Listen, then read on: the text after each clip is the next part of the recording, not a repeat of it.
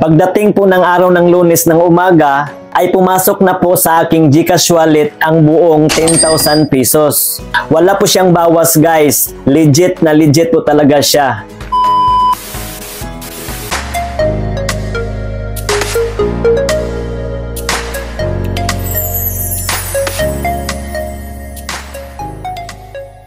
Hi guys! Magandang araw po sa lahat. This is Melvin once again and welcome back to my YouTube channel. Para sa mga Union Bank credit card holders at sa mga may balak pa lang pong mag-apply ng credit card sa Union Bank, this vlog is for you. Tuturuan ko po kayo kung paano i-convert to cash ang ating available credit limit dito sa ating credit card sa Union Bank sa pamamagitan po ng Easy Cash. Ang Easy Cash ay bagong feature ngayon ng Union Bank na in-offer sa mga credit card holders para ma-convert to cash ang mga available credit limit at pwedeng i-transfer sa ating mga bank accounts or e-wallet accounts at babayaran po ito in monthly installments and up to 60 months po ang loan term nito. 5 years po yan guys at napakababa po ang interest. Pwede po tayong mag-apply ng Easy Cash sa pamamagitan po ng Union Bank online platforms. Pwede rin po tayong mag-apply nito doon po sa branch mismo ng Union Bank. Pagkaiba po ito sa cash advance guys ha. Ang cash advance kasi ay hindi na po yan ina-applyan. Diretso na po yan wini-withdraw doon po sa mga ATM machines o doon po sa branch. At kailangang mabayaran ito sa next billing date cycle. Sundan nyo lang po at tapusin ang video ito guys ha, dahil step by step ko pong ituturo sa inyo kung paano mag-apply nitong Easy Cash online. At ipapakita ko rin po sa inyo at ipapaliwanag isa-isa ang buong installment details. Bago pong lahat, sa mga bagong pasok pa lang po sa aking YouTube channel at sa mga di pa nakasubscribe, pakiclick mo yung subscribe button na sa baba at pakihit yung notification bell para ma-notify po kayo sa tuwing may bago na naman akong mga tutorial video na i-upload sa aking channel. Maraming salamat po. So ang una po natin gawin guys ay syempre i-open po natin ang ating Union Bank account or ang ating Union Bank app. At ayan po guys, sa aking dashboard guys, makikita natin na may 2,000 pesos pa po akong outstanding balance sa aking credit card. So may 2,000 pesos pa po akong hindi nababayaran. So ngayon, i-click natin itong box guys. So ito na po ang aking account details. 15,000 pesos po ang aking credit limit. Dahil may utang po ako na 2,000 pesos. So ang available balance ko na lang po ay 13,000 pesos.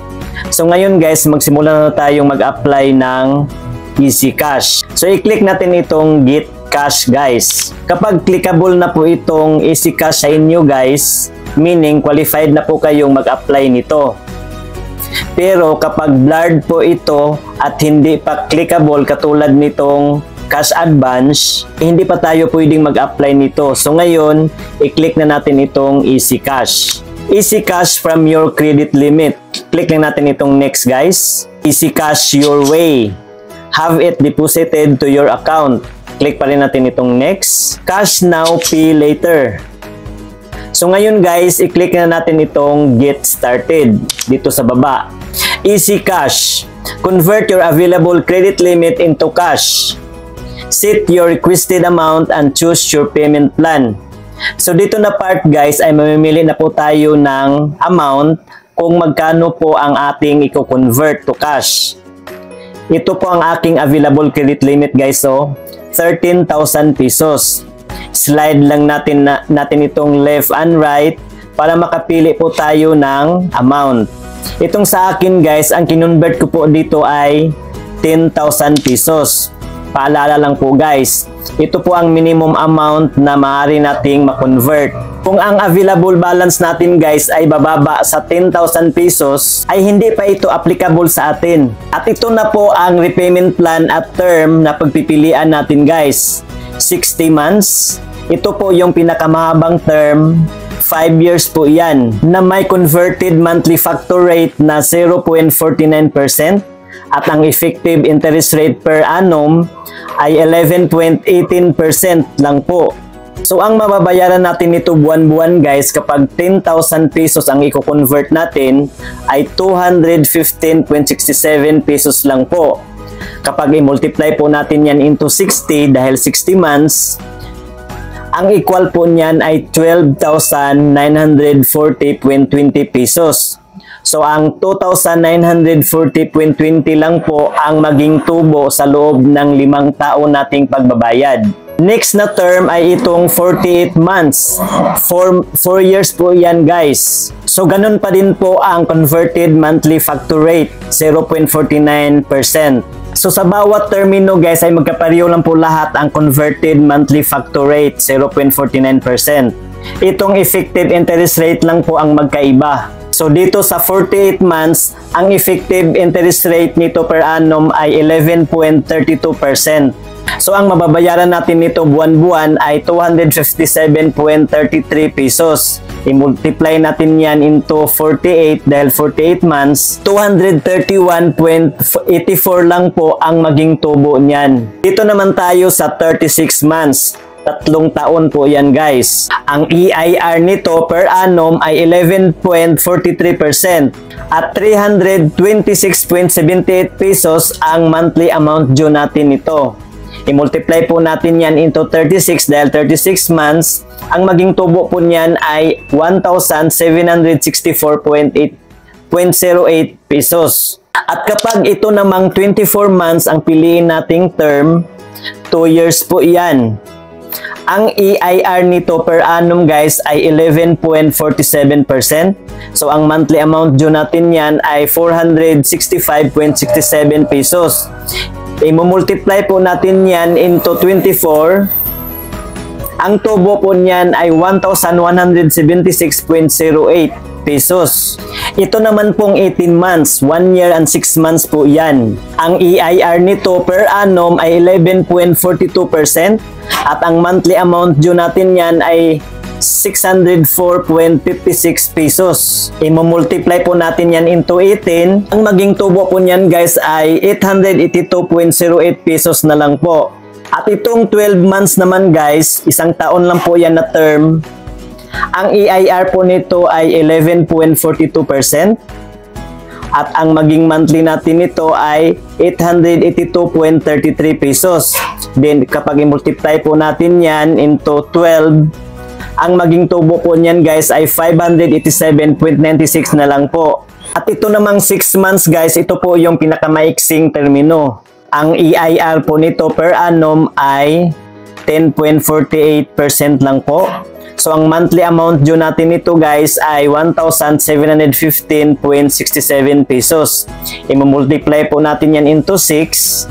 Ang maging tubo na lang po niyan guys ay 294.2 na lang po sa loob po ng 6 na buwan nating pagbabayad. So yan po ang repayment plan at term ng EasyCash dito sa Union Bank guys. So ngayon mamimili na po tayo ng term na gusto natin.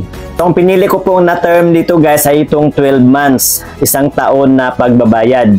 Pindutin lang natin itong napipili nating term and then dito sa baba sa may transfer to my account, pindutin natin itong add account. And then may dalawa po tayong pagpipilian dito guys kung saan natin gusto i-transfer ang ating kinonvert na cash galing sa EasyCash. Kung gusto po natin sa ating Union Bank account mismo i-transfer ang ating kinonvert na cash dito sa EasyCash, i-click lang natin itong on Union Bank account. At kapag gusto natin sa ibang bank account natin or sa e-wallet account, dahil gusto ko sa GCash ko lang po i-transfer sa aking GCash account, so itong other banks and e-wallets account ang i-click ko. At may reminders pa dito sa baba guys na sa ating accounts lang daw tayo pwedeng makapag-transfer nito. So hindi po tayo pwedeng makapag-transfer sa ibang accounts guys. Kahit anong accounts natin, mabangko man o ma-e-wallets, basta ating sariling account. At asahan daw natin guys na ang pag-transfer ay maging credited sa ating account sa loob ng 3 araw. So 3 banking days po yan guys estimated. So namimili na po tayo ngayon guys ng e-wallets or bank account kung saan po natin gustong i-transfer ang ating kinonvert na cash. So i-click lang natin itong may box guys na may select. Then hanapin ko ang GCash dito guys. I-click lang natin ito. Then ilagay natin ang GCash number dito sa baba. Pagkatapos malagyan, i-click natin itong next. then click pa rin next. Ito na po yung summary ng ating application sa EasyCash guys na kailangan po nating i-review. So ito na po guys, EasyCash from. So dito galing ang ating i-convert. So sa aking Union Bank Rewards Platinum Visa Card. So ito na po ang ni-request kong amount guys, 10,000 pesos. At ang aking monthly installment o ang aking mababayaran buwan-buwan ay 882.33 pesos dahil 12 months ang pinili ko term. At siya nga pala guys, may processing fee nga pala ito na 900 pesos. Idadagdag po ito sa tubo guys. So yung kinumpute ko kanina guys na tubo sa bawat termino ay dadagdagan pa po yun ng 900 pesos para sa processing fee. Halimbawa po itong sa akin, 882.33 po ang buwan-buwan kong mababayaran. I-multiply po natin yan sa 12. Ang equal po niyan ay 10,587.96. So ang 587.96 pesos guys ay i-add pa natin dyan ang 900 pesos is equal to 1,487.96. So yan po lahat ang tubo sa 10,000 pesos na ating i-convert. Yang 900 pesos guys ay hindi po yan ibabawas sa 10,000 pesos guys na aking kinonvert. Idadagdag lang po yan sa ating babayaran. Buo pong 10,000 pesos ang natatanggap ko dito guys. At dito sa baba, i-double check natin ang ating account number. Kung okay na po ba at may mga reminders pa po dito, kayo na lang po ang magbasa. And then i-click natin itong maliit na box para malagyan ng check to prove na binasa natin at nag-agree tayo sa convert to installments terms and condition ng EasyCash. At kapag okay na po guys, nakapag-decision na po tayo, i-click na natin itong request for EasyCash. And then mag-send po ng OTP ang Union Bank sa ating mobile number na nakaregistered sa ating Union Bank account. At pagkatapos nating malagay ang OTP, ito na po ang next. Your EasyCash request is being processed. Your request for EasyCash of 10,000 pesos has been submitted. Please expect an update in your inbox within 24 hours. So ayan po guys, Sabado po ng gabi ako nag-apply dito. Dahil sirado po ang mga bangko niyan hanggang Linggo kinabukasan. Pagdating po ng araw ng Lunes ng umaga, mga 11 AM po, ay pumasok na po sa aking GCash wallet ang buong 10,000 pesos. Wala po siyang bawas guys. Legit na legit po talaga siya. So that's all for today guys. Abangan nyo lang po ang aking mga review pa po sa credit card ng Union Bank.